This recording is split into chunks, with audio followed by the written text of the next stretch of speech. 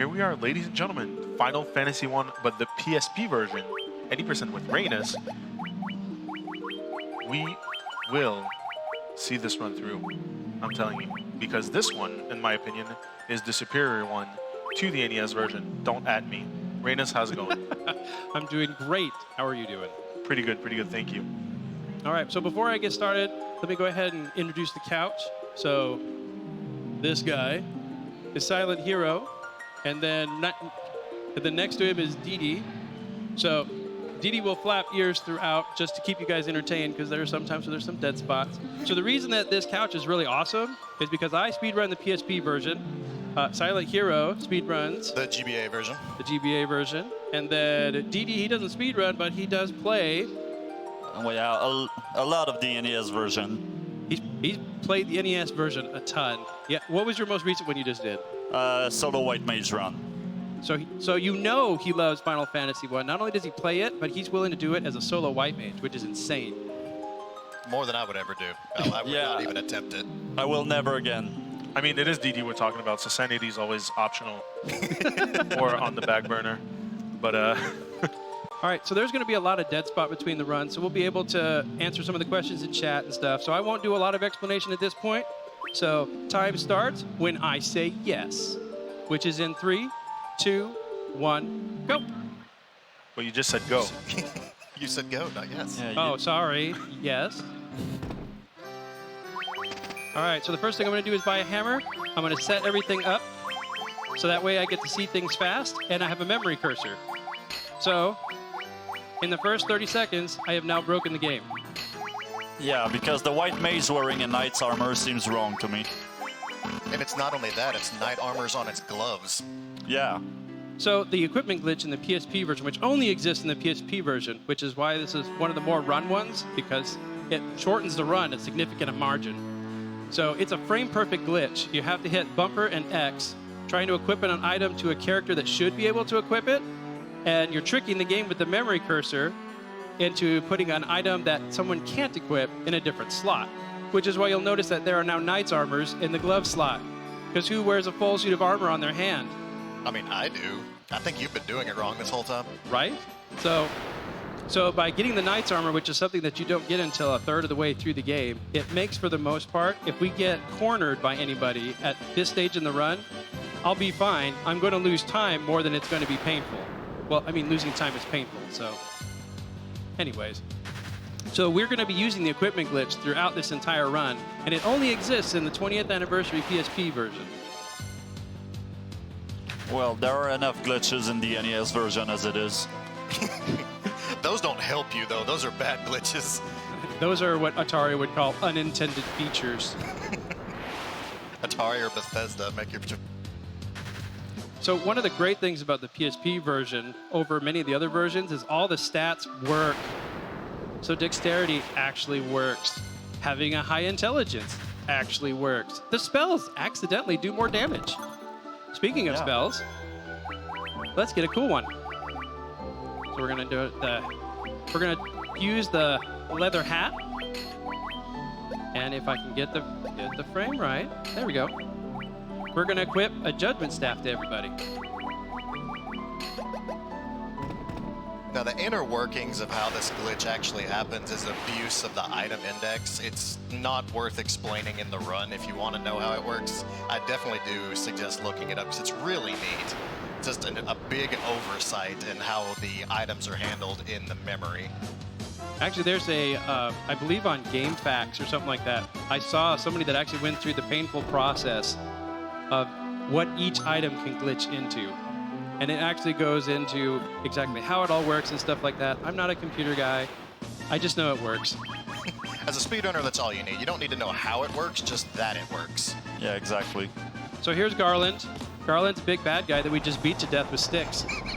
Yeah, and we're never gonna see him again. Never. Never. There's no foreshadowing here at all. We saved the princess. Quest is over. That's right. So we saved the princess faster than 50% will. Yeah. We did it in 3 minutes and 16 seconds. Well, let's see what he can do tomorrow. So now we're being told to go on our quest. If you saw earlier, you saw 4 crystals show up. It's a standard trope in the early Final Fantasy games. Save the crystals, save the world. But before we leave the throne room, we must talk to Princess Sarah. For those of you that are not aware, if you do not get this loot, you can go into the final dungeon and you're trapped.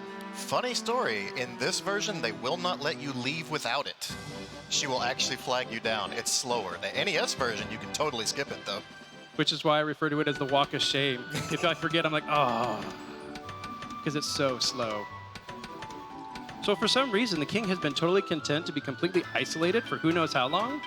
And by saving his daughter, we have inspired him to reestablish commerce and diplomatic relations with everybody else. What I love is that clearly they've been working on this bridge for Lord knows how long, and then all of a sudden they can fix it in 5 minutes. Yep.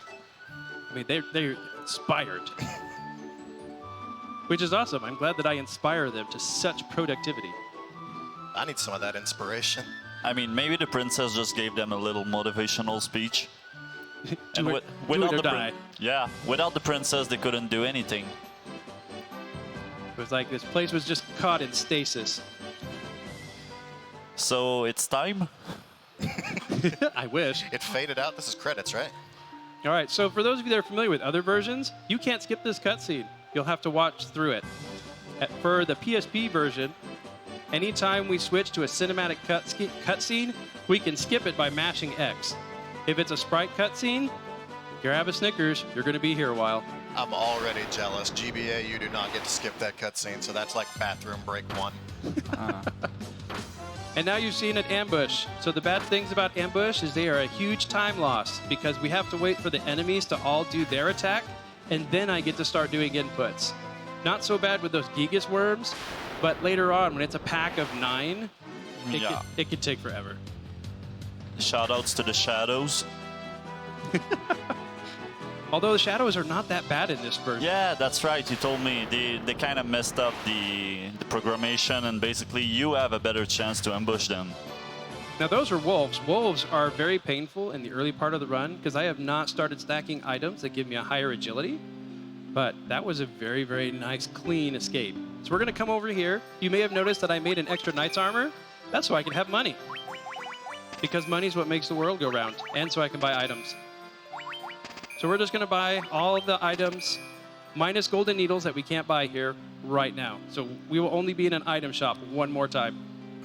You know, just by opening this shop, I can see 2 reasons why this game is easier than the NES one. Eaters and Phoenix Down. Yep.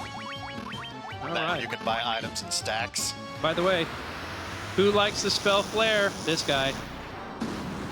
Because I just nuked these pirates out of existence. Little did you know, Final Fantasy I has nuclear weapons. They're just stored in staves. Well, there's Warmech. That's true, but Yeah. Warmech actually uses real nukes.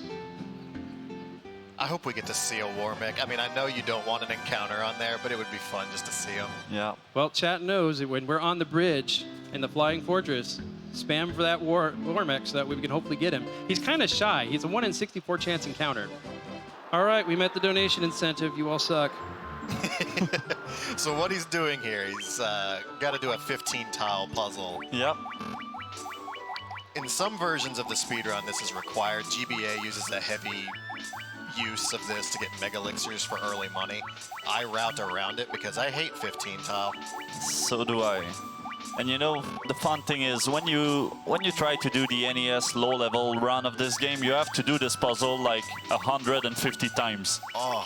Because you get 100 gills every time you complete it, and this is the only way you can raise the money to buy the first spell at Elfland. Oh my gosh. Yikes. Yeah, you kind of explained a little bit to me earlier about doing low-level run of FF1 NES. Don't do that. That sounds like masochism 101. I mean, I did that only once, and I guess I hated myself back then. Oh my gosh, I put the 13 in the wrong spot. So we are totally not going to get... We're not getting the emergency exit today. But you still saw the puzzle. There's a puzzle here. And I'm putting numbers in the wrong spot, which is fine. It's fine. It's fine. Actually, I was thinking about something, Raeanus. If you're up to it, maybe if we beat Dallas's record, you could do it again. All right. Oh, there we go. Did you hear that reluctance? There we go. Like, yeah, Yay. we'll do it. Okay, so little did you know, I've spent 10 hours trying to practice that so I can do it in under a minute, and you saw how fruitful that practice was. The benefit of doing that in this version is if you can do it in under a minute, you have a chance. It's not guaranteed. You have a chance of getting an item that's called an emergency exit. Kind of works like an escape rope in Pokemon. It lets you just zoop out of a dungeon from wherever you're at, which is going to be useful for a dungeon coming up that we have to do twice. So, and actually when I was doing the Final Fantasy I speedrun tournament earlier this year, I actually lost 3 matches because my opponent did the 15 number puzzle, got the emergency exit, and they were able to save 2 minutes. So it's a gamble. You have a 1 in 6 chance of getting it if you can complete it under a minute. And by sacrificing that 30 seconds to a minute, you may be able to gain 2 minutes because you don't have to do the walk all the way out of Earth Cave. Gotta love speedrunning. Get this trick right, save 10 frames. Get it wrong, lose 10 minutes. Right. So for you, chat, because you all donated all that money, I did it and sacrificed 1 minute and 18 seconds. But it's for charity, so it's okay. It's all good. He didn't have to do that. He did that for you. He did that for all of us. I love you, chat. All right, so we are in the Marsh Cave. The Marsh Cave is one of the better dungeons Oh, yeah, sure. because, as you can tell, the RNG is really nice here. Of course, because I said that, now I'm going to have an encounter. Are you playing the same game that we played? I am. I don't think you are. I've had 10 encounters by now. So I played the game a couple times today, and I tried to figure out what things I had to sacrifice to get good RNG. So I'm going to take a minute, and I'm going to heal up my characters because the Pisco Demons have a very high probability of critical hitting somebody, and they hit like a Mack truck. And I only got 2 of them. Wait, you only want 2? No, I wanted 4. So I'm doing the Black Mage Lust Dagger route. For the Black Mage Lust Dagger route, I need that Black Mage to get to level 8 before we go back to Elfheim. So this means I'm going to have to pick up an extra encounter on the way to Elfheim, or I could just step on this tile again. But I've obtained a crown. They just store them in caves. So if you want a crown to be a king or queen, just go in a cave. Final Fantasy I taught you that you can find them there. Yeah, as long as you can beat Pisco Demons. All right. And the Pisco Demons have a high agility score, so that it's very common for them to move first, which is why you want to heal up just in case they critical hit and kill the Black Mage. I was wincing every time they attacked, and then I see 2 damage come up, and remember you're wearing Knight's armor. Right. Knight's armor, and it's the Thief. So if the Thief dies, it's not as tragic. So in this run, the party is set up in a very specific fashion to maximize being able to use the glitch, which unfortunately means that Warrior is predominantly useless. He only exists in the run for the item glitch. If we could use the Thief this early in the run to abuse the item glitch, we would have 2 Thieves or something like that. Because the Thief is way better once he gets a Barbarian Sword.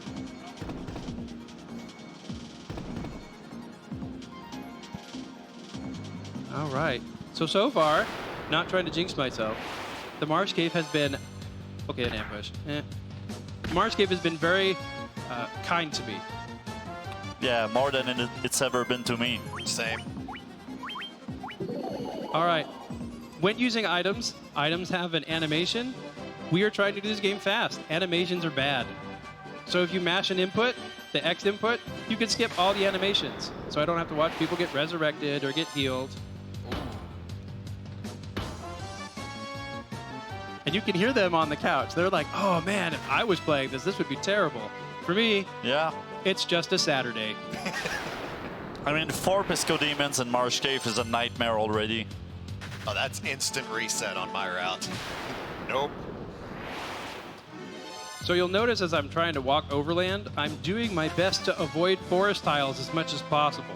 The RNG for random encounters is generated based on the tile that you're standing on. So as I'm walking on forest tiles, I have a lower probability of encountering enemies, whereas forest tiles has the highest. So what did the game programmers do? Covered the entire planet. in forests.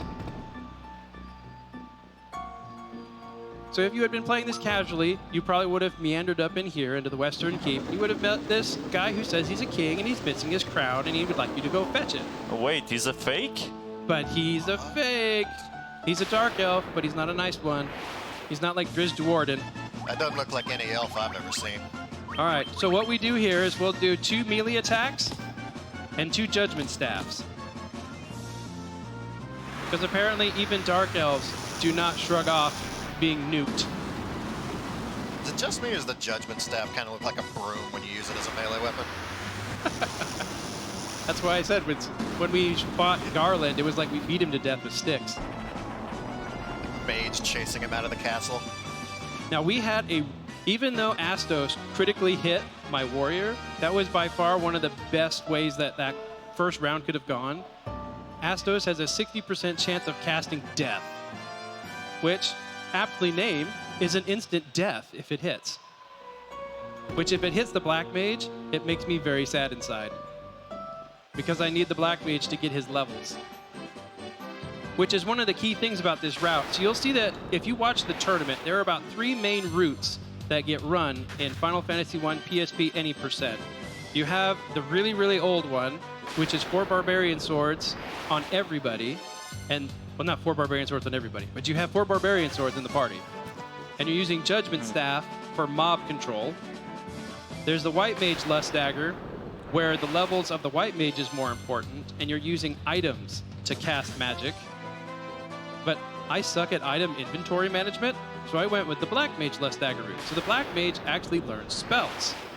And I'll let Dee Dee explain the difference between the PSP version of Magic and the NES version of Magic. Well, on the PSP version, they work. Well, first, there's a little bit more to that though. Yeah, there are MP on the PSP version, and you can buy Ether, which you cannot buy in the NES version. Basically, the NES version spells work just as D&D spells, so you have a few amount of charges, and unless you go back to the inn or if you use a house, you're not gonna get your charges back. So you have a very limited amount of spell to any dungeon you're gonna do. So you have to use them sparingly. Because you need to use like a cabin or a tent to recharge. And you'll notice that I have not bought any of those. Actually, in the NES version, you need houses. 3,000 gills houses. Cabins or tents doesn't recharge magic. So we've defeated an evil elf king, or a usurper who thinks he's a king. And we had access to his entire throne room, and the only thing we picked up was a crystal eyeball. Sounds like we are lousy treasure hunters to me. I mean, that castle looked like it was kind of in disrepair. I think that's been looted all the way. We're lucky we found a glass eyeball. All right, I'm gonna heal up the warrior just a little bit. I don't want him to die yet, but later on in the run, I will allow warrior to die. Actually, I want him to die, so it's not that I allow it. I crave it. I crave his death because it makes a part of the run easier later on. Experience is divided amongst all living party members, so when a party member is dead, the experience isn't split nearly as hard. Yeah. Which is one of the only advantage of doing a solo run. You don't have to grind as much. It's like ×4 experience. Yeah. I promise, there is a destination here. When we will get there. Well, it seems like you're getting all the encounters you avoid in Marsh Cave. All at once. So in the Final Fantasy I Discord, we always joke that every time you play the game is the ultimate winner. I can agree with that. The game always wins. It knows. The game giveth and the game taketh away. You can be on a PB pace, and the game can just decide that it's not your night. And that's okay. That's why those of us that play Final Fantasy I willingly, we're sadomasochists. For GBA, that's Lich 1. Lich 1 is still terrible here, but we can save at any point, so it reduces the lethality of Lich 1. We still will have to reset, but we'll be able to respawn right in front of you. And this is kind of weird because on the NES version, Lich 1 is a joke. Really? Which is so funny, because Lich both times in this run is the most dangerous. Yeah. On the NES, the scariest boss to me is Kraken 2. Kraken 2, true final boss. Yeah. If you get through Kraken 2 and you got at least 1 or 2 ribbons, you're fine for the rest of the game. Well, depending on your party. If you have more than a white mage. Yeah. If you have more than anything, basically, if you have a full party, you're fine. So you'll notice that as I've been rolling around in this ship, I've been doing my best to try and park on the earliest port tile. Yep. Port tiles have a 0% chance encounter rate. There have been times where I have accidentally sailed one tile too many in and got an encounter. Yep. Now, luckily, wolf encounters are about to get mitigated a little bit as soon as I can get into the Elfheim Castle treasure room. But I have to heal an elf prince first, because that's what we do in Final Fantasy I, ladies and gentlemen. We save royalty. So we've already saved a princess, and now we're going to save a prince. But no kings, though. We beat those. To death. With sticks. So apparently we did a much better job at healing the prince than the apothecary, which is why we get the Mystic Key and not him. I feel like you get a bad deal every time you exchange one of these items. You started with a crown, then an eyeball, then a potion, and then a key. So the reason I jumped in and out of the castle is it saved me 5 to 8 seconds of having to circumnavigate the castle. So we'll pick up a mithril hammer and gloves, and now for everyone's favorite thing, glitching. So we're going to stack Thief's armlets. Why specifically Thieves' Armlets? Because it gives us a huge dexterity bonus. If I can do it right. There we go. Honest, I play games, I promise. Oh my gosh. There we go. Nope. There we go. Sage's Staff, that's what we want. Because we're going to put it on him, because the Sage's Staff gives us a buff on intelligence. There we go. Why can't those exist in real life? I could use a real intelligence buff. Right? Just walk into your college classes with a Sage's Staff. You're like, dude, I got this. Calc 3. I would like my PhD, please. Thank you. So the reason I put 3 Thief's Armlets on everybody is I can stack that dexterity bonus, and I get to stack the armor bonus. So even though I've sacrificed the Knight's Armor, which has a massive defense bonus, because I've stacked Thief's Armlets on there, I'm still pretty set for physical defense. But now hopefully Sahagins and wolves won't be able to hold me down. You're the best around. We'll see. These guys. There we go. Okay, this is kind of weird that they are called Big Eyes in this version. Because on the NES version, they're called Odd Eyes, and the Big Eyes are the enemies on the Sea Shrine that looks like them. So they kind of flip their names around. And you'll notice that some of the bosses that you're familiar with on the NES version have different names. Yeah, like Carrie and Merilith. Right, and that's because of Sprite, it was a character limit on names. Yep.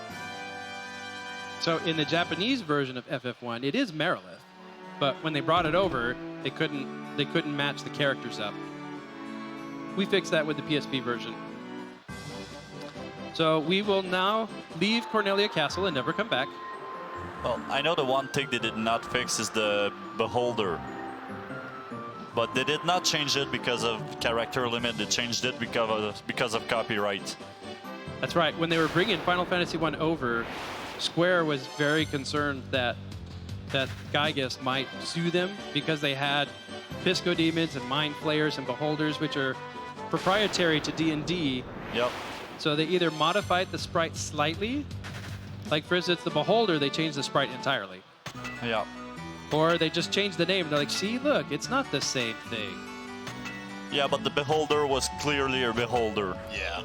So they had to change the entire sprite just to avoid copyright infringement.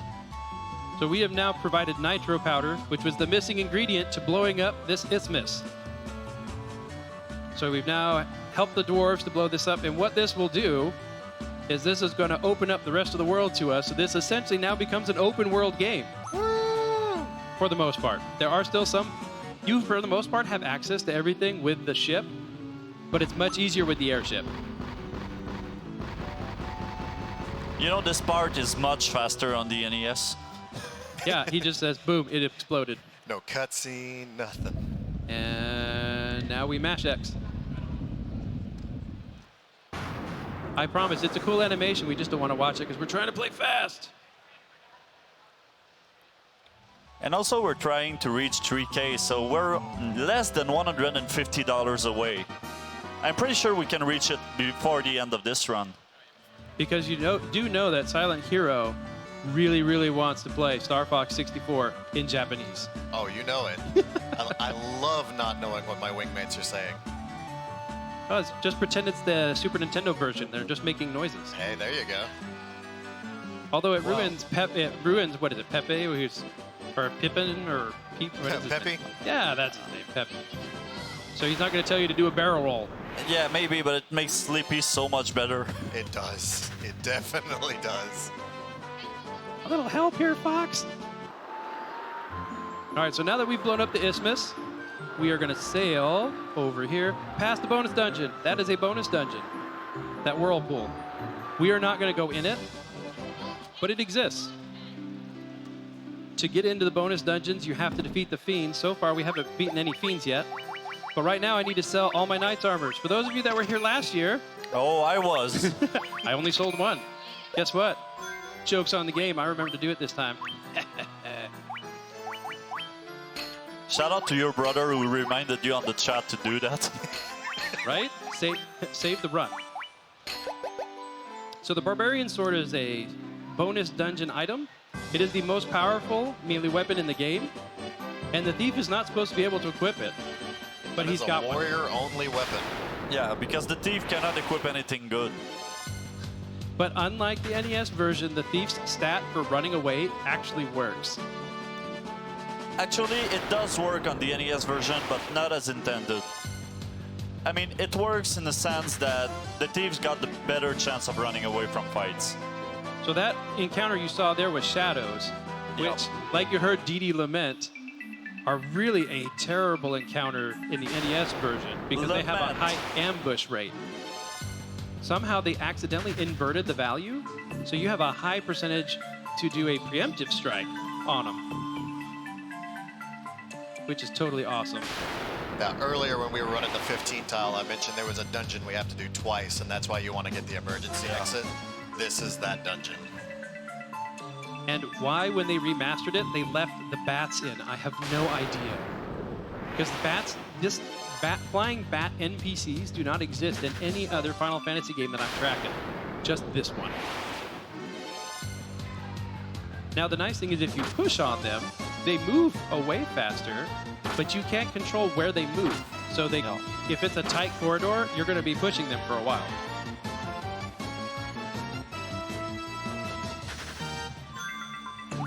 Can you really call yourself an FF1 runner if you haven't gotten completely blocked by an NPC and lost a minute? Oh my gosh. I saw somebody lose almost 2 minutes in Matoya's cave because they had to push one broom out of the way, and then there was a broom on the other side of the door. And you can't push through a door, so he just had to wait for the broom to move. Yeah, because they don't appear when they're not in the same room. So you cannot interact with them. But they can interact with you. All right, so we are now on B3. Sometimes this is a floor to safety save on. I'm gonna kind of YOLO it. We're gonna not safety save. And the only reason you safety save is because this is where we start to have unrunnable encounters. And this is the first floor where we're gonna have cockatrices show up. Everybody's favorite. But we are not afraid of the vampire Oh, because he's a dead mini-boss. Who's afraid of dead mini-bosses? So here's one of the things about Final Fantasy 1. If you haven't noticed, it kind of struggles on story.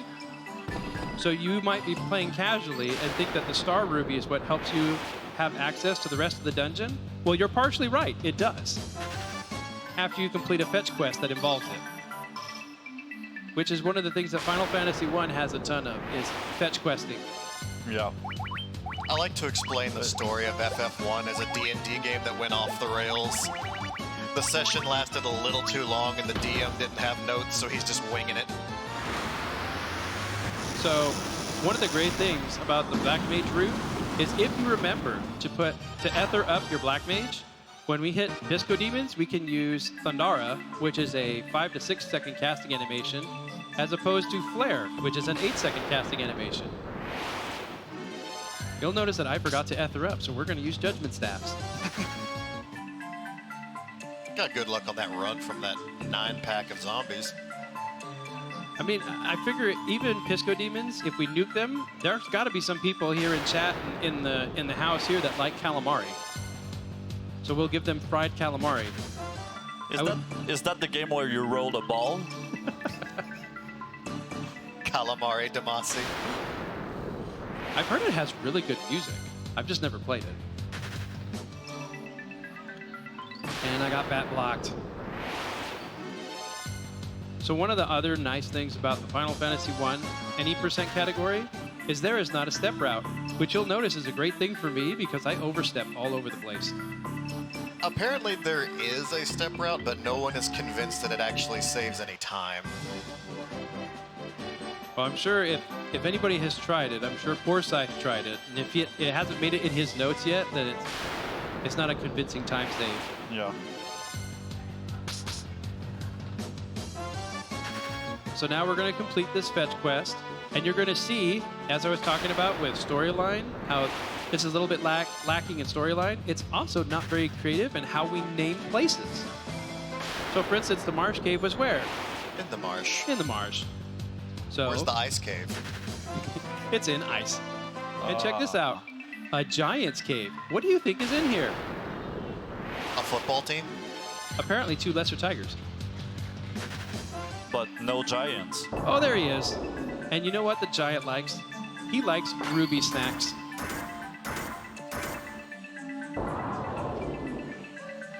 And now we're going to watch the slowest walking animation in the entire game.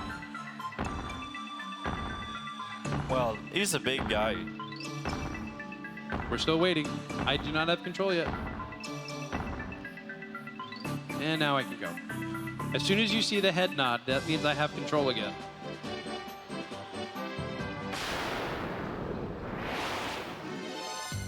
And I'm just looking at time. We are doing good for time.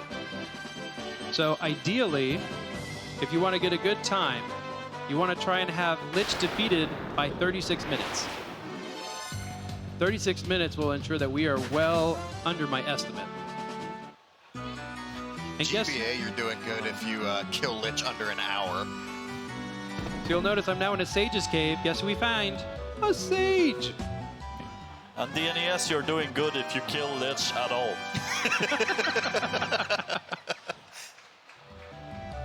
All right, so we now have the Earth Rod.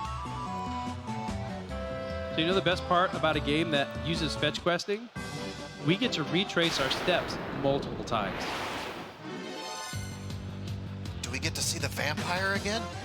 Well, we will see vampires, but not the vampire. Aww. The vampire luckily stays dead.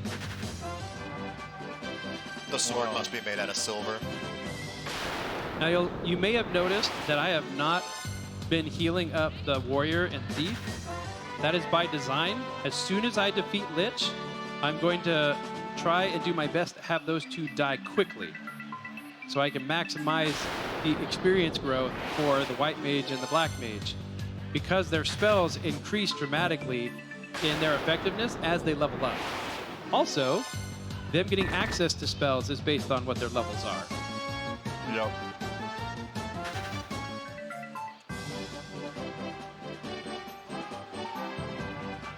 Yeah, because in the NES version, the amount of charge you get also depends on your levels. So now, we're going to go back into Earth Cave for one last time. Already? Yep.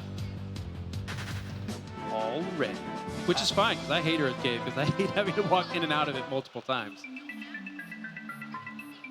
If only we had an emergency exit. I know, I could have saved 2 minutes. Well, you can do the puzzle again. Only if the I told Raeanus if he donated $5, I would do the puzzle again. And he has a little bit of time, but he's in Europe, so he may not be up yet, which is fine. I don't necessarily need to do the puzzle again. All right, so if he doesn't, but if we beat 3,000 before the end of the run, you're gonna do it again? Sure. Just, All right, so you guys know what to do. Just for chat. I mean, a few donations already came in, and we're 155 cents away. $100.55 away from the 3,000 mark. 155 cents? I've got that in my pocket. So if you guys want to see that puzzle again and torture Raeanus a little bit, Because I'm doing it for charity, so it's okay. It's mean- not technically torture. oh yeah, exactly. All right, so we are now back where we were about 4 or 5 minutes ago. I mean, this is like 5 cents per viewers right now. That's less than a Starbucks coffee, guys. Come on. Well- There's a lot of things that are less than a Starbucks coffee. I was about to say, that's like less than gas station coffee, brother. I mean, we do have 2 donations that came in since the run started. Well, if you want, you got a chance to read them real quick. Awesome. Well, there's the one from Zombie Punk. Honestly, could have been read before. I just got here. I don't know, man. I just worked here. But so Zombie Punk donated $20. It says, "How much longer until we fight Kefka? And did you make sure to get the Lionheart weapon for Vivi? Good luck on the run, Raeanus. Bust this game wide open and let's raise some money to out and end 2MS." And then there's a $45 anonymous dollar donate. Anonymous dollars? Damn, what currency is anonymous dollars? Oh my god. Is We it like got an anonymous $45 donation. It's not really anonymous because they reveal themselves in the comment. They say, "Retro Arcade 2 p.m. live from Joliet." That's a little retro arcade we have back home. So thank you very much, guys, for the donation. Truly appreciate it. Oh my gosh. And we're just a little bit over $100 away from hitting our mark of 3,000. All right, so I'm going to safety save here. This is an absolute must for a safety save.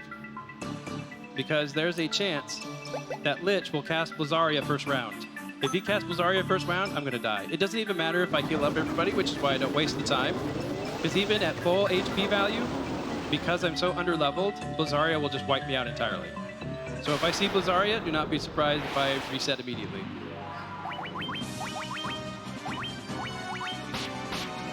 All right, that was good. I was a little concerned. Wow. Warrior hit really light, so I was a little concerned. The critical hit from the thief was really helpful. All right, and now for unskippable cutscene. Because we're staying in the sprite-based engine, we have to watch this entire thing play out. And I mean, you're pretty close to your 36-minute mark. All right. We're already doing way better than what my warm-up run last night was. Last night I was almost at 40 minutes. All right, so we have reignited the crystal, which is awesome. And here's Earthgift Shrine.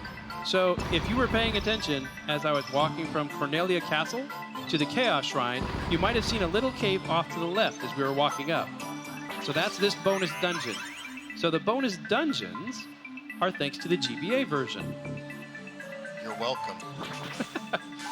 So they were brought over here as well. There's 4 bonus dungeons because there are 4 fiends. Yeah. I'm still waiting for the patch on the NES. Maybe someday. I'm sure there's a ROM hack somewhere. Probably. So the bonus dungeons are themed off of later edition or later versions of Final Fantasy. So like there's a Final Fantasy 3 dungeon, a Final Fantasy 4 dungeon, 5 and 6. They skipped 2 because nobody likes 2. I do. I'm sorry, Tave Tendo. I know you used to play 2 a lot, but that game is so that game is so bad. I didn't like 2 back in the days, but I replayed it last year and I actually enjoyed it. This is not the best, but this is not so bad. This is not that bad. 2, if you know what you're getting into ahead of time, Yeah. it's not as bad. When you get blindsided by it, it's when you throw your cartridge out the window. Which was my problem. I was like, what's this password thing? Well, actually, if you're playing on a cartridge, it means you're playing on the Famicom, and in this case, yes, it's bad. But on the PS1 Origins version, it's actually okay. Oh, they got me just before I went in. But it's Buccaneers, so that's not too bad. All right, so now we're headed over to Crescent Lake. But because the lake is in the shape of a crescent, they intentionally made the opening as far away from me as possible. Well, that's so you can use the canoe going out. Yeah. I mean, they're gonna give you a brand new canoe. Oh, spoiler alert. Oops. So I'm actually hoping here that I get poisoned by either the scorpions or the onkegs. Now I'm not going to wait around for them to do it, but a poison would be nice because it'll help to drain the HP, so that way they'll go down faster. Yeah, because unlike other Final Fantasy games, in this one you cannot attack your own party. Nope. Which I guess is okay. Is it morally and ethically right to do that? I don't know. All right, so we're going to grab some mithril gloves here. And then we're going to go into the weapon shop, and we're going to grab a mithril axe. And then from here, we're going to do a lot of item glitching and one formation change.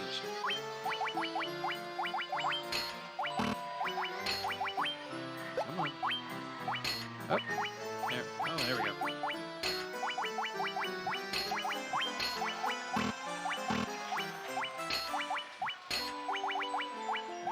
All right, so we've now got a Lust Dagger.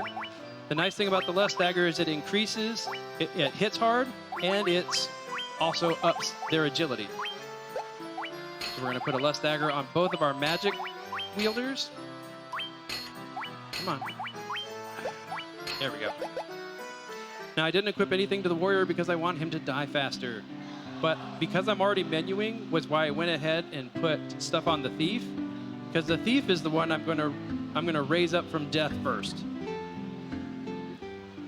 Now, if you're playing casually, you probably thought the guy who was snazzy dressed had the canoe. You'd be wrong. It's the guy to his left. Or his left, our right.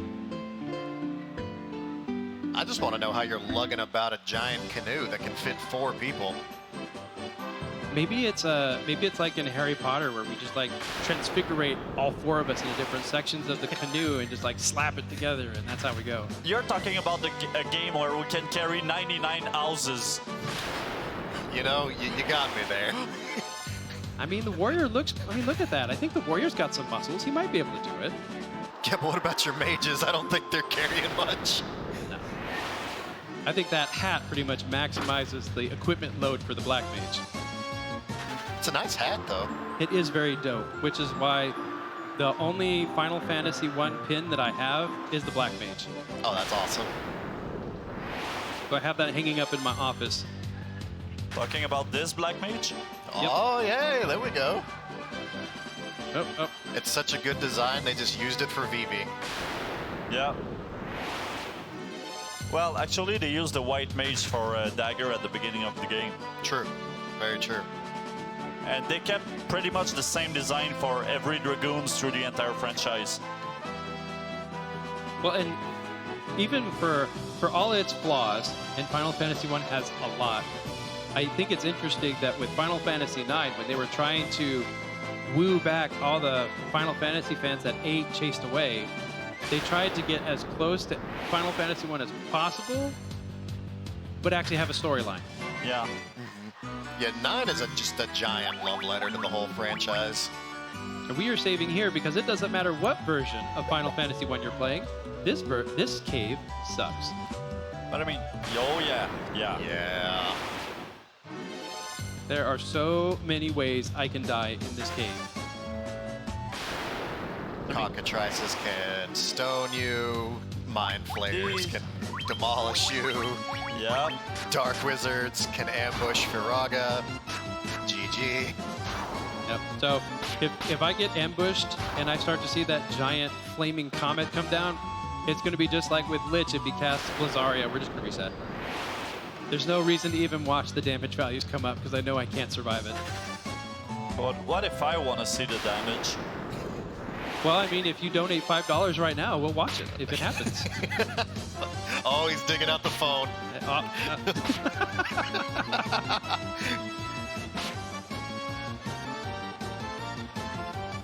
I mean, we're so far pretty good on estimates, so I'm willing to make some concessions here. I'm not unreasonable, because after all, this is for charity. Okay, this could get ugly. So ghost-type monsters can put you to sleep or paralyze you, and zombie-like monsters can paralyze you. Now, so Yeah. far, there's been a lot of misses, which is why Thieves' Armlets are amazing. But if they were to all get paralyzed, we refer to that lovingly as being paralocked. And because I have so much defensive stuff equipped to my people, it takes a long time to die. So we'll just reset. But to watch them get hit for one each time can take a couple minutes to watch them die, depending on how far I have them healed up. Now you notice I didn't get ambushed by the Mind Flayer. That was very nice. Thank you, game. It's just setting you up for something later. Right? Just like when my wife asked me, did you remember this? I'm like, uh-oh. I'm in trouble now. Which, speaking of which, shout out to my wife for being super supportive of the time that this takes. You saw him. He done it. Aww. I didn't hear it read. G-Virus didn't read it. Doesn't count. It did not came in yet. So I'm hoping you're, well, I mean, this is gonna sound mean, but I'm hoping you're gonna get killed again now. Yeah, sorry guys, I fell asleep. You were saying? Nothing. Nothing. Oh, okay, okay. Actually, for the remainder of the Ice Cave, you cannot read any donations. I cannot? Nope, none. I'm pretty sure you can. Uh-oh. So White Dragons is a 1 in 64 chance encounter. This could get ugly.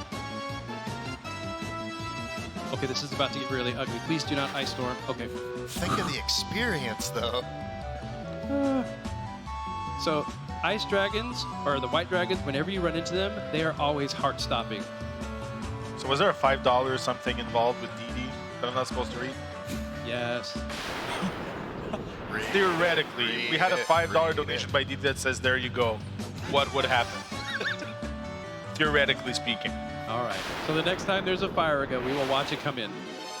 Yeah, I want to see the damage. Okay, then in this case, I'm not going to read that donation. I'm going to read the $10 donation by Chrono, who says, hey Ray, Chrono here. This game music is too calm. Need some more Abigail. Good luck on the run and do great. And Thanks for the donation, Chrono. we also got another $15 donation by the great Thomas, who says, uh-oh, stinky. So Chrono is so there's a video game YouTube channel that I listen to a lot, and so Chrono and I battle over the playlist. Generally, I'm the one that's doing all the Street Fighter and Metal, and he's always trying to create a calm music block.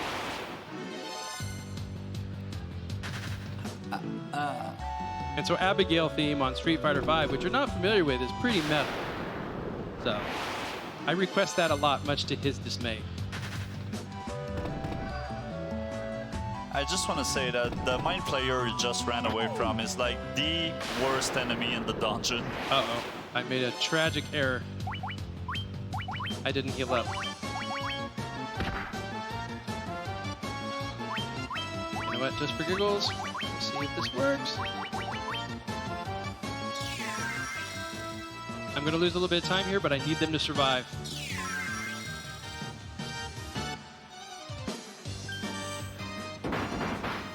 Okay, Right, one down. I am not getting a favorable pattern here. Okay, there we go. That's what I wanted. All right, so in the PSP version, this is the only level grind that we're going to be doing. Yeah, because just, I don't know about the PSP version, but I know in the NES version, this is the enemy in the game that gives the most experience according to his number of hit points. Absolutely. And with the Lust Dagger and all the black garbs that we have on them, we will 99.9% of the time move first. Yeah. And the Lust Dagger gives us enough of a hitbox increase that we can kill the Evil Eye really quick. So this is the builder we were talking about earlier. Yeah, in earlier renditions, it was called the Beholder. Well, on the Japanese version only, I think. Yeah, 'cause when it got translated. Yeah, it's on the NES it was switched to I, just I. Just I. All right, let me double check. Oh wow, we're way. So some of my some of the other encounters must have like offset. Usually I don't. So usually I will level up every level until I hit level 16, and then I'll miss one, do one, miss one, do one. But because of encounters, we had one where we missed, and so it threw me off. I was like, this seems really fast, and it was very fast. Yeah, the GBA route also uses Evil Eye for the level grind. It's the only level grind in the whole run, fortunately. All right, so we're now at level 17. So there's two things that you can do here. You can either do 17 plus 1, or you can go all the way to level 18. So looking at the time, I'll go ahead and just take the level 18 and go. I expected us not to level up there, so I probably should have healed up. Maybe. I'm sure this will be fine. This will be fine. Please don't paralyze. Come on, guys. Come on, you can do it. Oh, no. These are like the worst back in the game. Feel free to spam the RNGesus there. I can really use the help. Get some bless RNGs in the chat. All right. Oop. Please don't paralyze him before you can use it. There we go. So ideally we would just run away, but they really, really, really wanted to play. So you dropped a nuke on them. I mean, they left me no choice. I was going to let them live.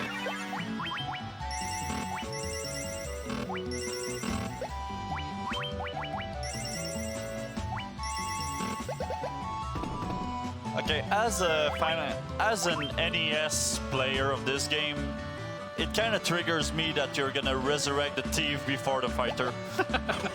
That's because the fighter's so useless. Don't tell Fighter, though. It hurts his feelings because he likes shiny things. If you've watched 8-Bit Theater. He's dead right now, so we can talk about him all we want to. But he's going to stay dead until we are right at Maryland.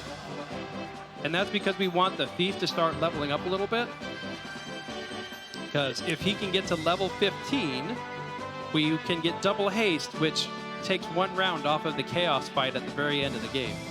Now, we're not going to grind for level 15, and he died earlier, so it's highly unlikely. But we need him to gain levels so that way he can hit really hard. Because when he starts leveling up as a ninja, he has, because it'll be higher levels, he'll hit much harder than the warrior would at an equivalent level. I mean, it says a lot when when you say the thief can hit more than the fighter, but in order to do so, you have to glitch the game. We still have to glitch the game to make Thief useful. Yeah. Poor thieves. And he's still better than the NES version. All right, and goodbye to seafaring. So all of you that get seasick, we're done.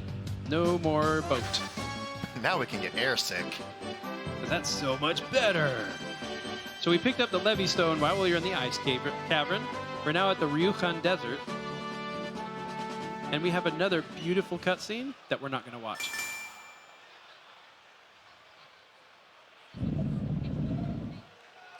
And we now have an airship. Woo! Now the airship is really awesome and terrifying at the same time because you move fast. And as much as they covered this world in forest tiles, it's covered with even more water. And with the airship, they generally made it so that there's only one safe landing spot. Because you can't land on trees. And even though we just got it in a desert, you cannot land in the desert. Well, it might sink again, then you'd have to find another stone. That's true. And do you really want to go back to Ice Cave? Not particularly. Now, there is one desert in the NES version that you can land on. Yeah, the Oasis. Now, you can't do that. They patched that out in the PSP version. I don't know if you can do it in the GBA, but in PSP, we can't land there. And if we did not need the spell Teleport, we could potentially skip the Citadel. Because we only need the class change, so that way the Black Mage can learn Teleport. Yeah. Also, I just wanna say, you said there is one desert where you can land on the NES. There's actually, you mean there's one tile, one single tile. Because you can put your airship on top of the caravan. Yeah, and the guy is still cool with it. He's still gonna sell you his bottle. All right, so this dungeon can look very intimidating. It's a teleport maze, but there's a secret. Yeah, maze. Take the bottom teleporter. Yeah, Every always. time. If there's a teleporter, if the teleporters are right next to each other and one is lower than the other one, like in this room, take the bottom one. You can soft lock here in the NES version. Yep. Ooh, really? I think after 36 or 38 teleports, one after the other, if you open the menu, the game just soft lock. All right, so zombie minotaurs are for some reason flagged as unrunnable. And it doesn't matter what pack that they're in. They can be solo, there can be a ton of them, they can be mixed in with Hill Gigas, doesn't matter. If there's a zombie minotaur in the pack, you have to fight it. Yep. Same for zombie dragons. Yep. So we're about to find one. If we see a zombie dragon outside of the trap tile, that's a 1 in 64 chance encounter in this dungeon. Yeah. But like 1 in 4 in Temple of Pain Revisited. But the fun thing is, the zombie dragons are always unrunnable unless there are wizard vampires with them. If there's a wizard vampire with a zombie dragon, now you can run. I don't know why.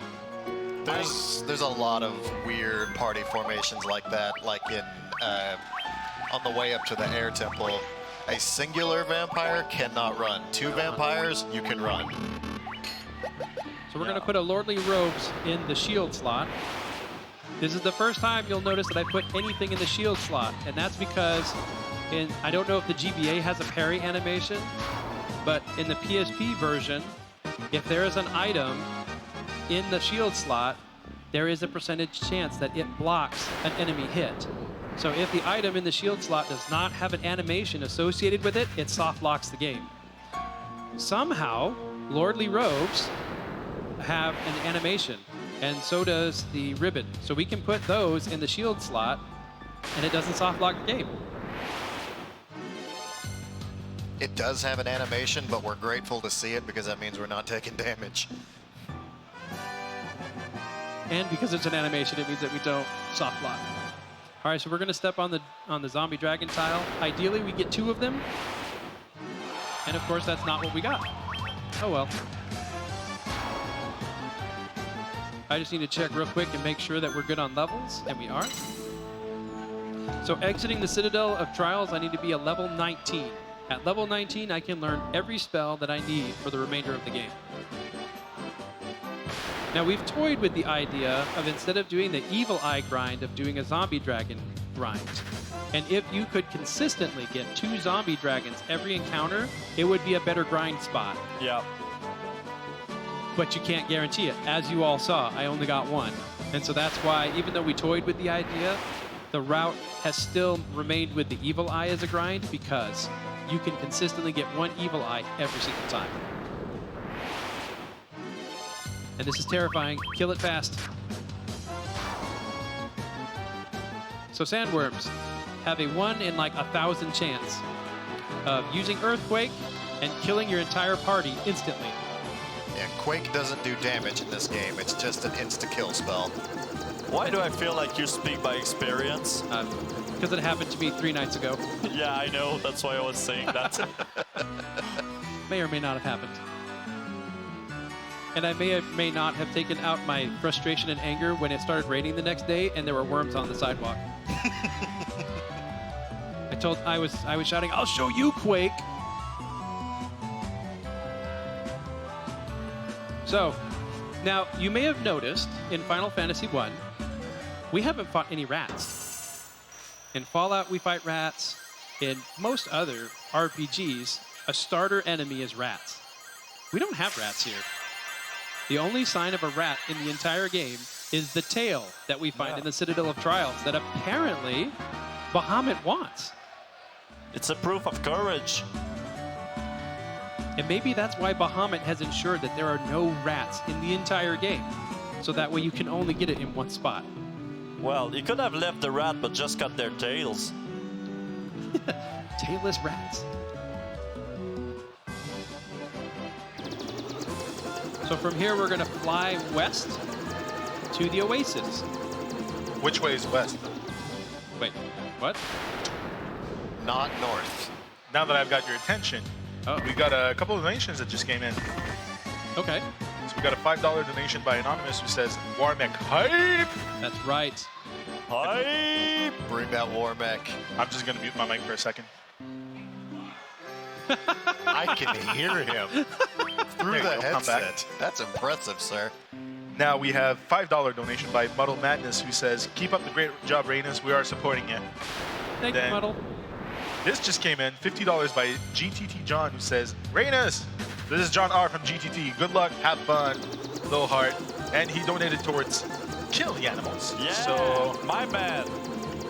My man. now Kill the Animals is ahead with 109.69 and Save the Animals lagging behind with 51.36. And we also have the bid war for the Resident Evil 3 Choose the Costume incentive. Cop Jill is still ahead with 35.80, but Regina from Dino Crisis is right behind at 27.23. Resident Evil 1 Jill actually is right behind at $30. Original has nothing, and Disco Jill only has $10. So it's going to be up to you. Is it going to be Sexy Cop Jill, Regina from Dino Crisis, Resident Evil 1 Jill, or are you going to bring Disco back? It's all up to you. Keep those donations coming. We're less than $11 away from reaching our all-time record. I mean, So if we have Disco Jill, does that mean we get to listen to Earth, Wind, Fire? Yes. That would be epic. I can arrange for that. right, so who's gonna snipe the 3K? Chat, can we get a $1 donation train? Just one. Just one, a single dollar. Just part with a single dollar. Let's break that 3K. Yeah, and bonus points if you put it towards Kill the Animals. You'll get the golden DD star. Yeah, which is worth a lot because it doesn't even exist. So it's a none of a kind. It's a none of a kind. All right, so we are now in Mount Gold. And you'll notice that I am trying my best to walk on as many lava tiles as possible. Oh, but why would you do that? Okay, please be, okay. So there's an invisible... Because lava is hot, isn't it? It is. There's sometimes an invisible ogre mage with those, so that's why I kind of held my breath for a second. If you get a preemptive or ambush, you know you can run away from it. If it's a vanilla, for some reason the game got miscoded, and occasionally it has a ogre mage there that doesn't exist. Yeah, despite taking damage on lava tiles, there are 0 encounters on lava tiles. So he wants to try and stay on as much lava as possible. We never really understood the game floor as lava as children, so we just jump on it. Whew. Doing good so far. So, G-Virus, do you want to announce it? Yeah, I was trying to do it, but I mean, you guys are playing video games and stuff, so Yeah, I think it would be a good time because a boss is coming up. Okay, well, Squeeze65 actually put us at exactly $3,000, which means we were tied up for our all-time record in the United States at a NoReset event for donations with 1055, and she says 3K hype. That's awesome. Congratulations. And then Marth SR took us just over the finish, well, not the finish line, but the checkpoint, let's call it that. And he says balanced as all things should be. And with that snap of a donation, he took us beyond our record. So this is now, from here on out, this is a new donation record for NoReset at DreamHack in the United States. Woo! So let's keep it coming. Let's keep it going. Keep those donations in. We have a lot of bid wars incoming. We have more than what you're seeing on Tiltify right now. We're unlocking them as we go. And with Zost and Rosu racing in the Super Metroid randomizer, I want to see a real bid war over Save or Kill the Animals. It can't be free. No, no, no, sir. I want to see I want it to be a bloodbath. That ends with the animals being saved, of course. So, as I was saying, there was a boss coming up. No, the boss is gone now. You're all safe. It was faster than I expected. So we've now unlocked the Hellfire Dungeon. Now, the Hellfire Dungeon's the only bonus dungeon I know what's in there. That's the Final Fantasy IV theme. And the only reason I know that is because Final Fantasy IV is by far my favorite Final Fantasy. Well, you're too off, but okay. Well, I mean, the evil clown is so cliche, but It was not back then. that's true. I mean, any love for 5? Come on. Oh, 5 is good. You know, 5 is better than 4. I still I have a agree. lot of resentment for 5, because when I was a young child and Mystic Quest came out, I mistakenly thought Mystic Quest was going to be Final Fantasy V. Oh, you Yeah, poor, so poor soul. Well, actually, for the Japanese, for Square Enix back then, it was.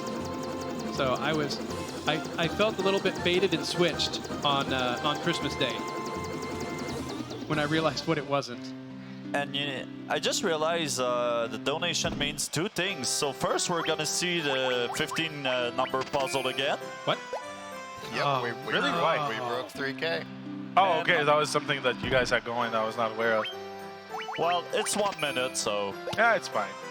And also, somebody's gonna play Star Fox in Japanese. That's right. That's Right. me. We won't get to hear Slippy, the English version of Slippy, which I think no one's gonna really cry about or feel sorry for. I don't think so. No, you definitely saved yourself some headache with that one. There you go. We all did, collectively, as a unit, came together to raise money for MS and shut Slippy up. So it Great truly job. is a glorious day. Good job, everybody. So we've set the record for the U.S. What's the all-time record? That would be around 4.9k US. Yeah, because it was like, actually, I'm not sure if that's true, because that's like 6.2K Canadian, so let's say around $49 US. Yeah. I meant 4.9k At cents. Oh, okay, there you go. No, but it's, in all seriousness, it is around 4,900 after conversion, US dollars. So, I mean, I think we can beat we that. could do that. This is very possible. 5K is well within reach at this point. So we are now in the Sunken Shrine. When we were in Gaia and we saved the fairy and released her from a bottle, she gave us this mystical item known as the Oxyl that allows us to breathe underwater because magic. Yeah, I never really understood what that thing was. I don't even know if they have a picture of what it looks like. All right, this is an unrunnable encounter. They call it an oxy ale, so I'm assuming it's just like a potion of water breathing. Yeah, maybe. Because of the word ale? Yes, Me, I think it's just Miller Lite with OxyClean, but I mean, Yeah. that's just regular Miller Lite. Actually, I don't think I would trust something like a beer that makes you think you can breathe underwater. It just sounds like some people were drunk when they were labeling it. So the Sunken Shrine has quite a few unrunnable encounters. Yeah. Too many. Way also, we'd too just like to many. remind you to not take Oxyel if you're allergic to Oxyel. Did you read the fine print? Oh, I knew I went the wrong direction. That's all right. Don't worry, the Sahagan Chiefs will steer you back on the right path. Right? They stopped me so that way I don't walk all the way into the wall.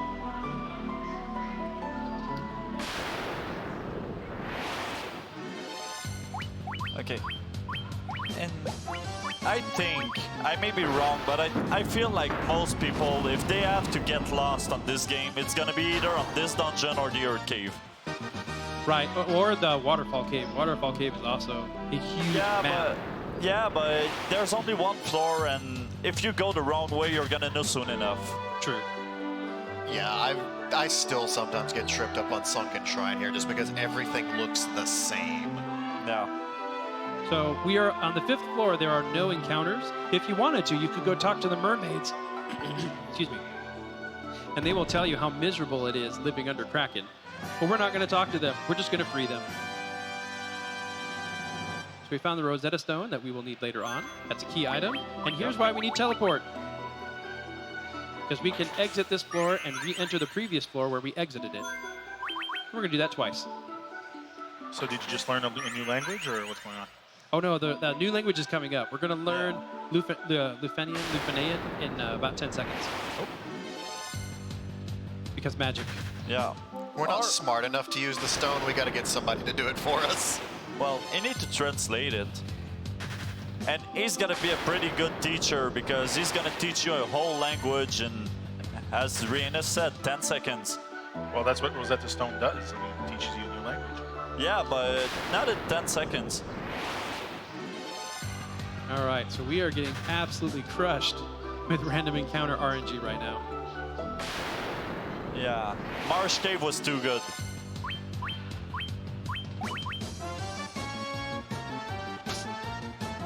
Luckily, we have lots of spells that can take care of these guys. By the way, just a quick reminder that at 3,500, you're going to unlock the milestone for Super Mario Bros. Warpless instead of any percent. And at 4,000, Super Mario Bros. 2, the runner, is going to cosplay as Peach. So you don't want to miss out on that. Absolutely not. We had Sailor Moon cosplay yesterday. Yeah, and it's gonna be the same runner. I feel like Cyclops doesn't speedrun a game unless he owns a cosplay of it. I mean, that's one way to do it. If you break 3,500, I won't cosplay as Peach. All right, so the light axe is actually in. That's not the deal, man. That is not the deal. So in the Sunken Shrine, you can get the light axe on 2 different floors. The original location that most people pick it up on is this one right here. I have it. There's another floor. It's on the 4th floor, and you can save time as long as there are not a ton of encounters. If you have a ton of encounters, then it's. I promise. I know what I'm doing. Oh my gosh. Remember how I said this was frame perfect? There we go. All right. See, So- those weren't mistakes. That was RNG manipulation for the chaos fight at the end of the run. Oh, that would be so sweet if that was the case. These enemies are scary. I don't know in this version, but on the NES, they can totally destroy your party. So I have no idea, because we have so many dexterity boosting items on that I never get to see them do anything, and I missed the left turn. Because they only attack once, but their strength stat is actually higher than Chaos. You should have taken the left now, McCurdy, man. No. Missed it again. It's because there's so much desert in New Mexico, everybody misses that left turn. All right, here we go. Yeah, I actually think on the NES version, there's only one enemy in the entire game that got a strength stat higher than the Ghost, and it's Phantom. Wow. So when you play the randomizer of the NES version and you run into Ghosts, and they roll high agility and attack 4 times, they can hit the fighter for like 800 damage. You know, you're not really selling the NES version very well to me. Oh yeah, still, you should try. I mean, there's a reason to try it, so that way you can see why there's so many quality of life improvements. This is why you play the older versions. The NES version, the only thing it has over the PSP version is that you don't need a PSP to play it. Oh. Burn. All right, so Kraken, from what you've heard, is fearsome and deadly in other versions. He can't do anything to me. Because that casts Dark, but they forgot to program making Dark do anything. Oh, is Darkness still broken in this one too? It's still broken. It doesn't really do anything. I just did Amazing. 900 plus damage to him. Does Darkness work in this one? Nope. That's right, you said it. Like 10 seconds ago, DD, did you check out on us? Yeah, I'm sorry. So there was actually a temporal time rift, so I said it, but we just caught up to it. Yeah, exactly. That's the delay. There we go. We're on stream delay. Yeah. Because I'm watching the stream. I mean, the screen is not big enough. I'm watching on my tablet. There you go. No, actually just keep chat. I'm not actually watching, okay? So this is the Life Spring Grotto. So the whirlpool that we sailed past about 40 minutes ago, that dungeon is now unlocked. But we're not going there. So what's the incentive to run all of the dungeons? I mean, if you're a sick person, there is the all boss run. But part of the all boss run, you have to do Hellfire Cave twice. Because as you're going through Hellfire Cave, you have to fight the 4 fiends from Final Fantasy IV. But the way they have the cave routed, you can only fight 2 at a time. Yep. So there's no incentive for me. Oh, too bad. I work and have 5 children, so any run that's beyond like about 2 hours is just too much for me. All bosses on PSP, would that mean doing every form of Chronadia as well? I have no idea. That would be obscene. No, thank you. That's a foresight question. I mean, would it be worse than a Final Fantasy X Nemesis run? No. I mean, it's like No. 20 hours long. Yeah. Yeah. The meme category of Nemesis percent. Stupid waterfall cave. Alright, there we go. We got somebody on the chat saying all bosses only requires 1 form of Chronodia. Okay. Sweet. Okay. That's a little less insane.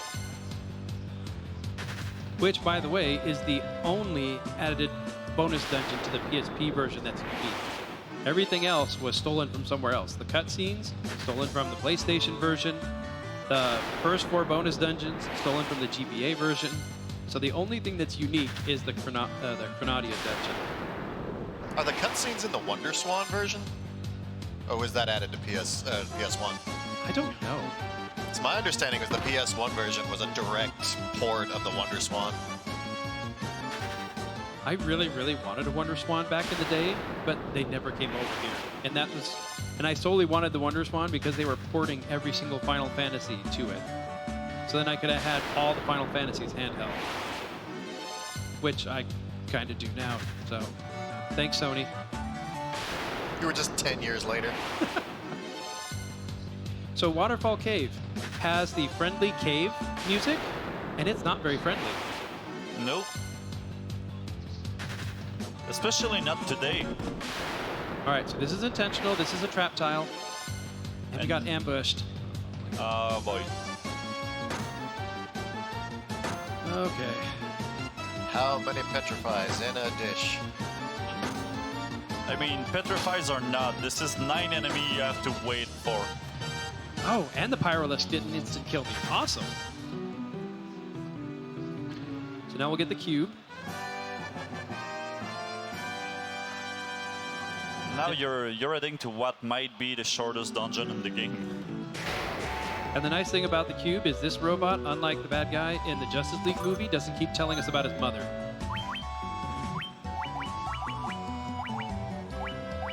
Shoutouts to Martha. Oh, come on.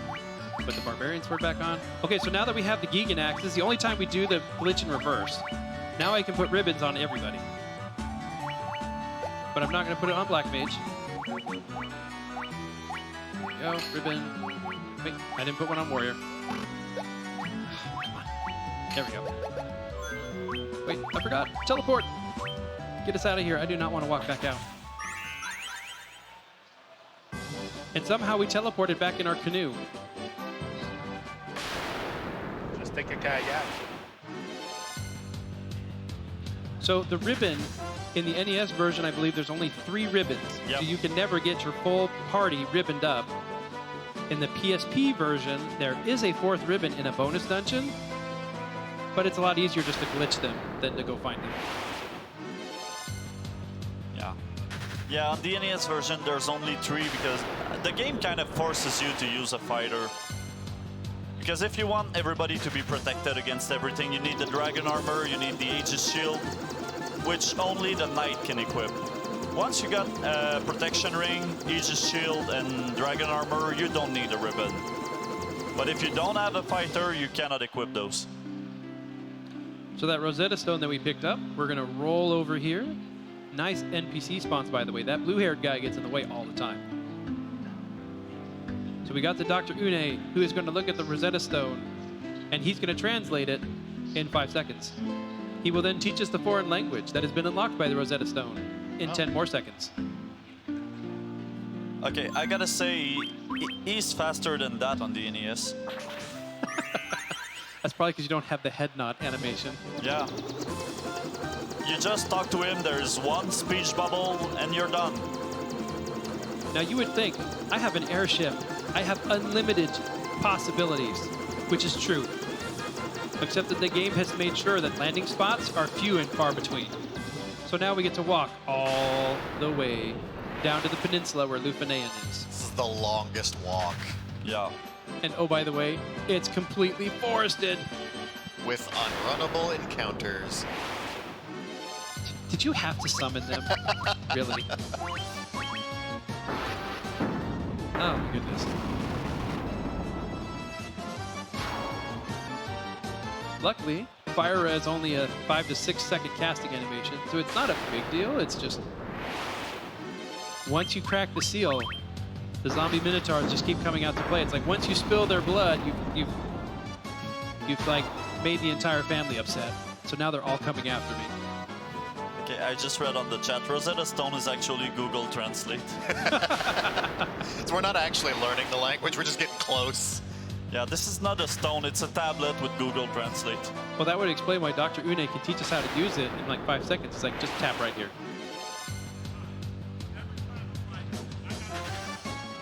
Now we can run away from solo Frost Wolves. If the Frost Wolves are teamed up with an Ice Gigas, we have to fight that. And I hate Ice Gigas because he has such a high hit point. I can't use my spells to wipe him out. So I'll have to put one of my melee damage dealers on him and then use the AoEs. Oh, come on, dude. Every time I am blocked by this Lufenian, every single time. Oh my gosh. And he did 3 bad movements. He wanted you guys to see what it's like to have an NPC block. That's what it looks like. It's funny when you're doing it on a stream with lots of other people. It's frustrating at home when you're like, I'm trying to PB here. So now we do the long trek back to our airship to do the shortest flight we will do on the airship.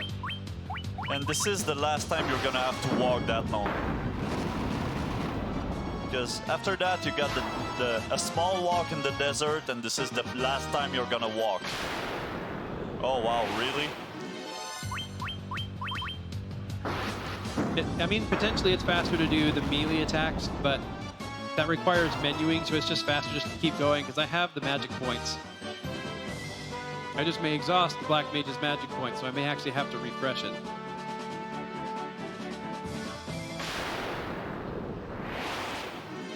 Come on. I've seen some people who, when they're speedrunning, they have a zombie minotaur counter.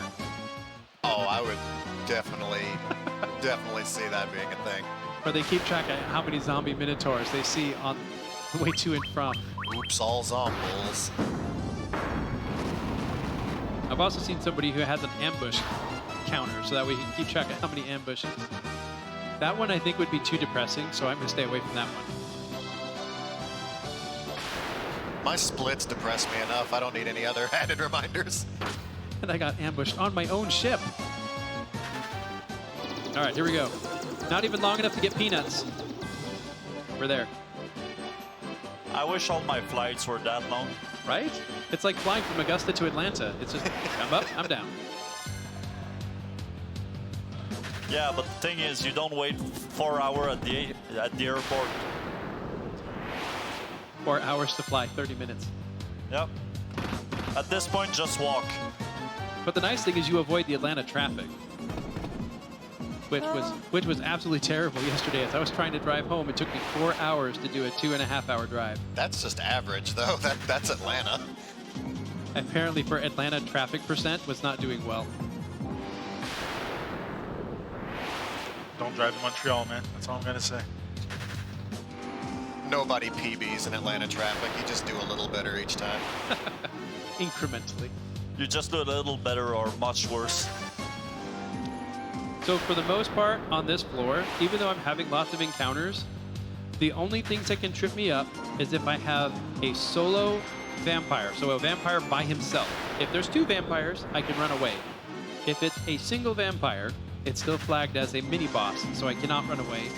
And if I accidentally run into a blue dragon, not on the trap tile. Like these 2 vampires, I can run away.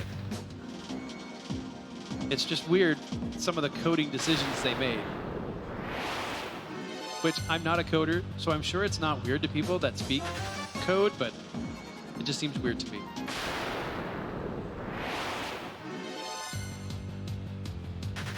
All right, and this is the blue dragon we're supposed to find, which looks so fearsome and deadly until he's dead.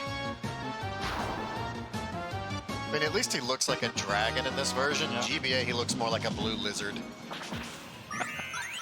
The blue lizard of death. Okay, so Flying Fortress can be kind of frustrating because this floor has a high probability of Evil Eyes. And we can't run away from Evil Eye. He's still flagged as an unrunnable encounter. Okay, the Sky Castle looks so much better in this one. See, I like the NES one better because it looks so technological. Yeah, but the music is infuriating on the NES version. This is the only song I really don't like on the NES version. I can see that. All right, so if you guys want to see Warmech, we're about to to maybe run into him. It's a 1 in 64. Very rare encounter, Yeah. But I mean, according to the luck Raeanus has got since the beginning, who knows? Anything is possible. Anything can happen. So this is the eternal floor. Oh no. Please don't. Please don't. Don't do it. Don't do it. That's what you don't want to see. Oh, come on, thief. Go, go, go, go, go. Seriously, dude. You have one job. He's not a thief anymore. He's not good at running. Because we're just gonna point out that this skill is pretty much the only skill in the game that goes through ribbon. At least on the NES it is. I don't know about this version, but I know on the NES this is the only skill that just ignores ribbon. And because sometimes Warmech, when he does show up, if he ambushes you, it can get very ugly. So we're gonna save just in case. This is our Warmech floor. If it's going to happen, it'll be here. Nope, not yet. I'm gonna be disappointed every time there's a fight that is not Warmech now. Right? It just makes you. There's so much anticipation. I mean, if y'all want to see Warmech, I suggest the chat starts a $5 donation train to kind of, sacrifice some monies to the great Warmech gods. We'll just do laps around the crystal. Yeah, let's do this. I'm down for that. We got time. But I'd be willing to skip doing that 15 number puzzle again, and I'll farm a Warmech for you all. Okay. Yeah, but the difference is the number puzzle is gonna last 2 minutes. Farming Warmech could last 2 hours. Nah. I was sure he was going to crit. Would have been nice.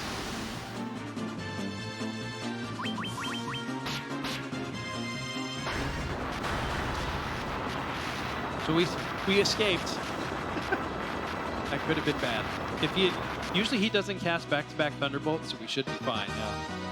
And I just realized in this version, Tiamat actually got 6 heads. How many did they have in the NES? 5. I guess they ran out of pixels to draw the last one, but Tiamat is supposed to have 6 heads. Well, see, it's the head in the back, so you can't really see it. Ah, okay, yeah. She's camera shy. All right, so we have now activated all 4 crystals. So you would think that we've saved the world. No, my friend. There is still more. It's like a bad Ronco commercial, but wait, there's more. But we have to wait for the unskippable cutscene to do more.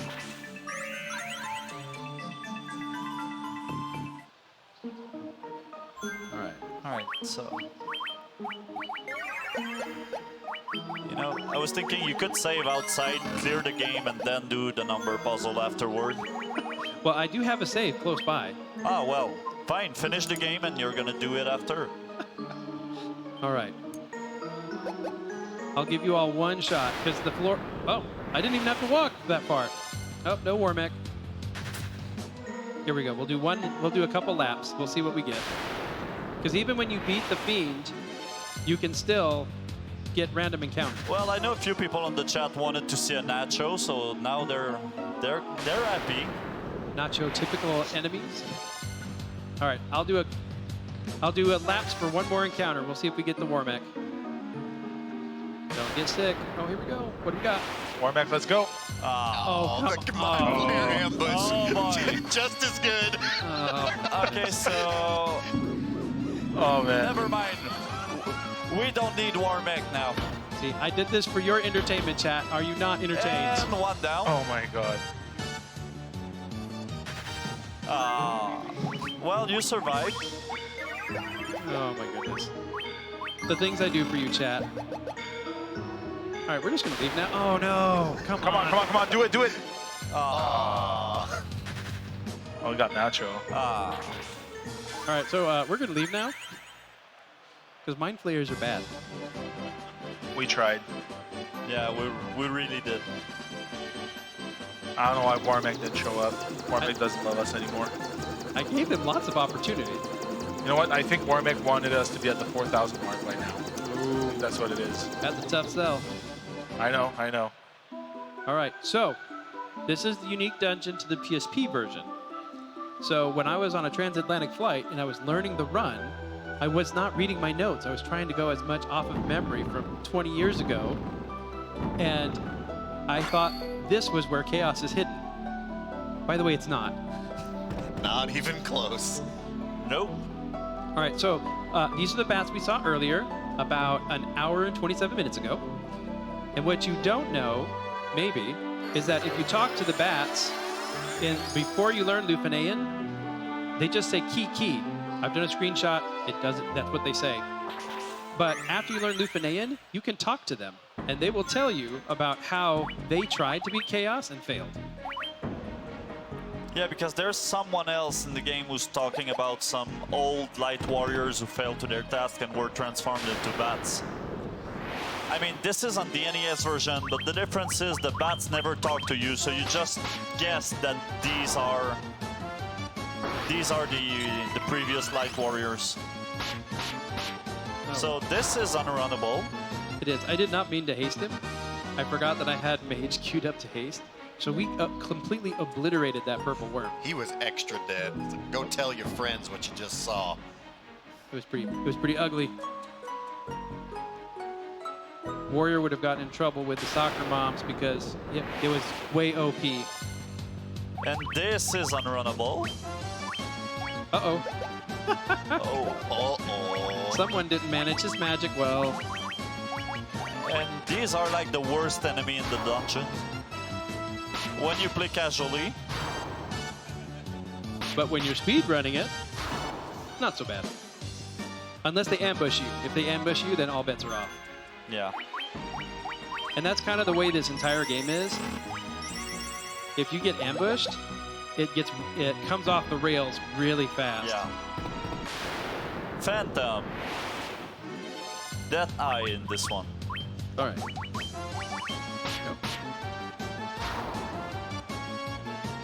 I just realized this is smoke. On the NES version, I always figured this was like one big eye with tentacles. So remember that loot we picked up after we saved the princess? You have to carry that thing around for an hour and 30 minutes.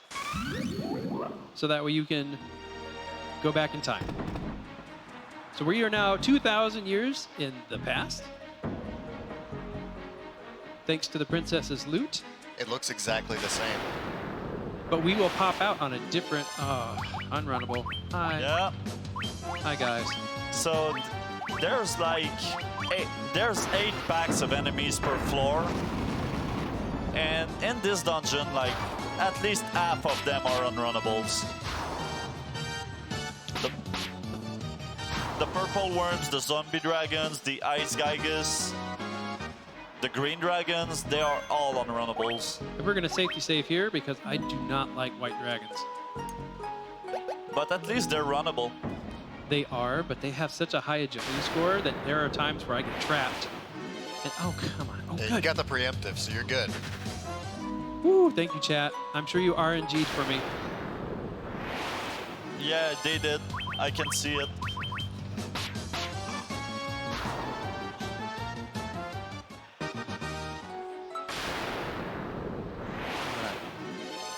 That's okay. not cool.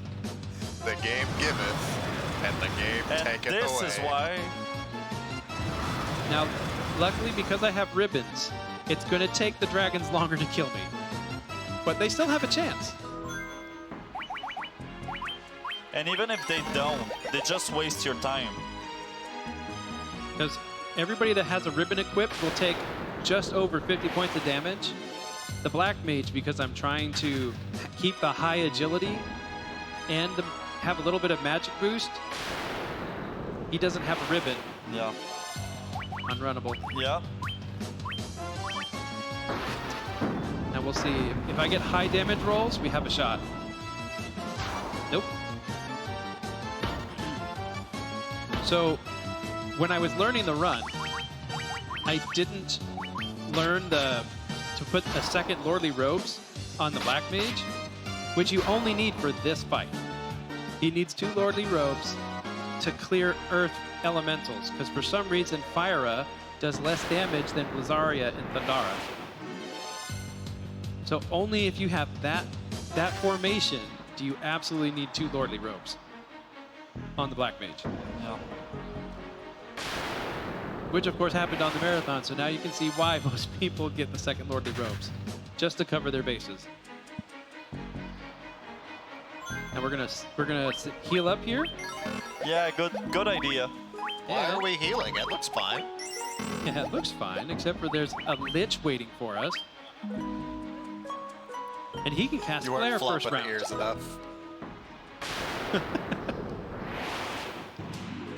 All right, so we're gonna attack Lich and defend, and we're gonna hope that we don't get a Flare. Yeah, because this time, Blizzaria is not a concern. And there we go. So the Black Mage and the Thief are both gone.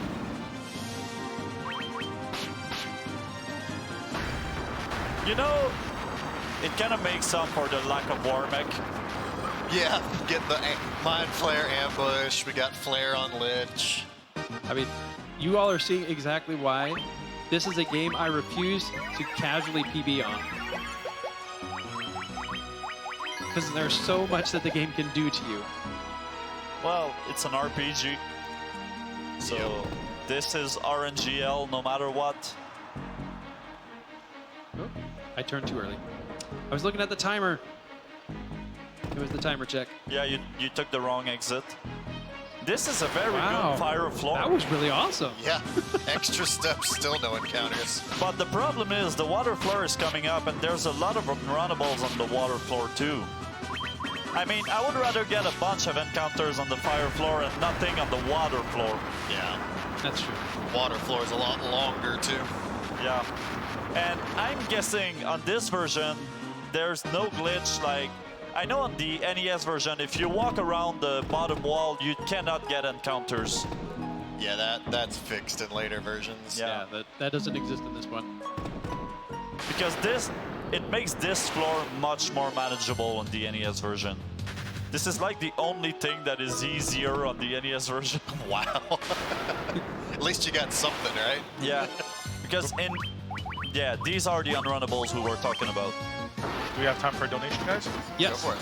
All right, so we got a $26 donation by Moa Sofia, who says, "Bring back disco, then let's groove tonight." And she donated towards the Disco Jill costume for Resident Evil 3. That puts Disco Jill in the lead, I believe. Yeah, it does for now. All right. I mean, it is by 20 cents. Right behind it is Sexy Cop Jill at $35.80. Then we have Resident Evil 1 Jill at $30. And Regina from Dino Crisis at $27.23. And apparently no one wants to see original Jill. I mean, then why pay for it anyways? So Kraken casting Thundara is the only thing he can do that's somewhat dangerous for me. Wait, I missed the Kraken fight. Can you reload and fight him again? Nope. Did you guys know actually that RPG stands for RNG Poops on Gamers? Oh. Yeah, sure.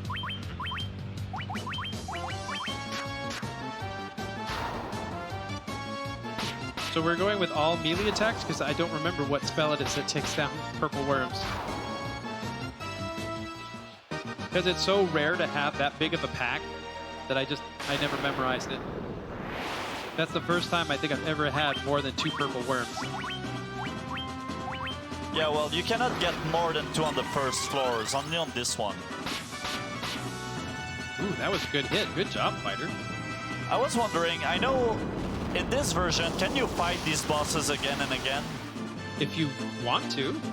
Yeah, basically, what I meant to say was, do they reappear on the trap tile if you walk off? Yes. Okay, so it's the same. I actually didn't know that. That's terrifying. I ruined a PB doing that. Oh boy. I accidentally stepped back away from Marilith and then stepped forward and got to do Marilith twice. Wait. The problem with that is, I mean, the last run I did, I went to get the Masamune and then exit out. I knew what I was getting, but this is kind of bad. That if you want to get the Masamune and then come back saving some spell charges, you have to refight all the bosses again. All right. So what I'm doing here is I am setting everything up for the final fight. So I need to try and maximize the white mage's healing output. But I don't want a Lordly Robes in the armor slot because that will eat up time. Because every turn, the Lordly Robes will heal you 10 hit points. Which 10 hit points is not really going to help me that much in this fight. So, and we're going to safety save because there's a reason he's called Chaos. So you got about 2 minutes left if we don't count the number puzzle. That's not bad. I will take that. Especially with how mean the game was for me in the Sunken Shrine. All right, so remember Garland? He's kind of egotistical because you'll notice there's Garland statues all over in this room. And then you have the 4 fiends represented by statues. By the way, I updated the estimate to reflect the added incentive that we did. All right, so the hit points are low. So that's why those Giants tonics that we bought earlier at the Oasis, we're going to use those right now. Where did I put it? Come on, I thought you were right over here. There it is.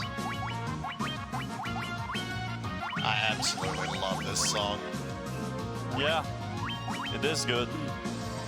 And it's nice that they made a different song for the final boss. And the nice thing is Black Mage has enough hit points that as long as it's not Cyclone and Tsunami, he was going to survive. I've had fights where I've gone in here where Black Mage only had 165 hit points and he will die on almost everything. Okay, now the Black Mage has enough hit points. Blaze it. All right, haste. So now what we're doing is we're going to haste. We've hasted the Thief. We're going to haste the Warrior. And then we'll haste the Black Mage. Because now we've given the Black Mage a Barbarian Sword. Because what's better than 2 Barbarian Swords? 3 Barbarian Swords. We just duct taping them together. And this is, in the Black Mage Lust Dagger, this is the only main use you have for the White Mage. Is to just continually cast Healera during this fight. And it's kind of a race. Who's going to die first? Chaos or us? Because once the MPs run out, we're done.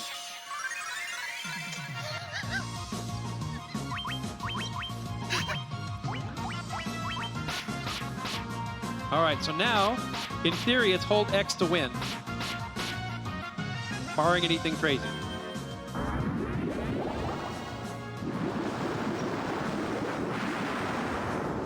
And the worst part is these animations are so long. Every single one of his spells has a longer casting animation than anything else in the game.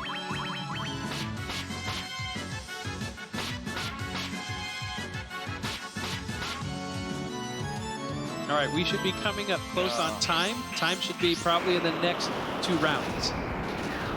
Now, this is the longest casting animation in the entire game.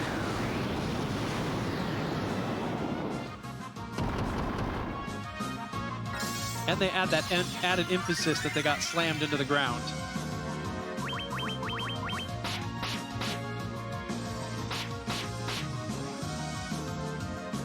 And this does nothing to us because we have ribbons on everybody. All right, so next turn he should die. It should be next round. We'll see who gets to do it. Black Mage, time. We have now broken the time loop. We have saved the universe.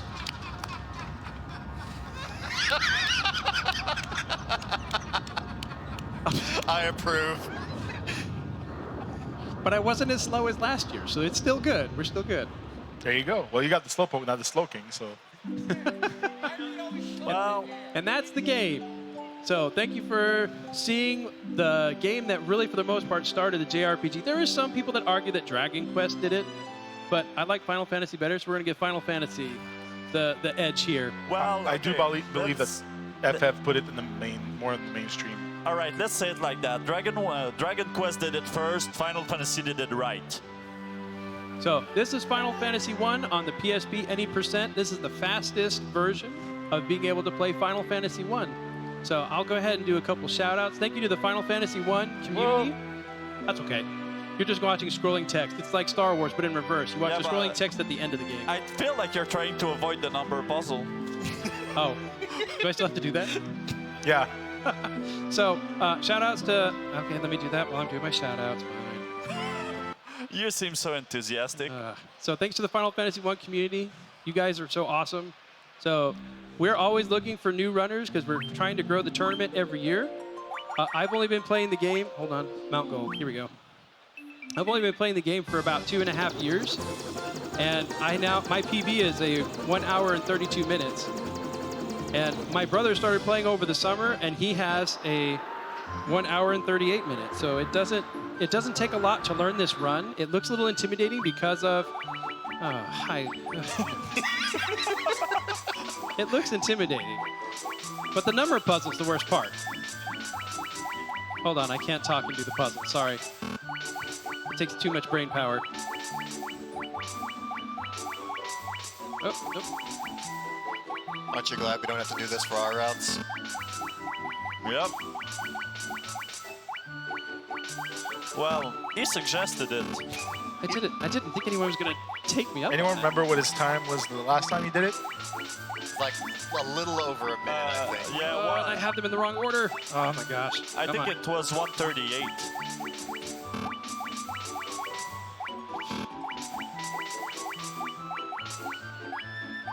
I moved it too early. Oh my goodness.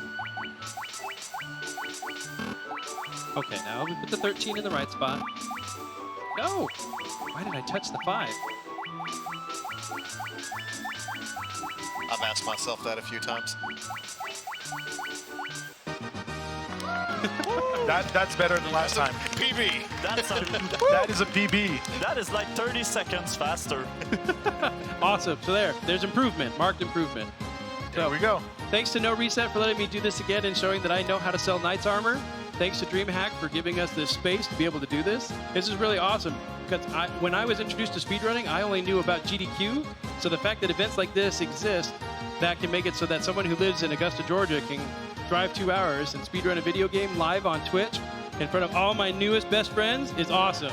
So Yeah. you all are the MVPs, as well as those of you that donated and made me have to do this again. I love and hate you at the same time. Well, thank you for being with us, Raeanus. It was an absolute pleasure.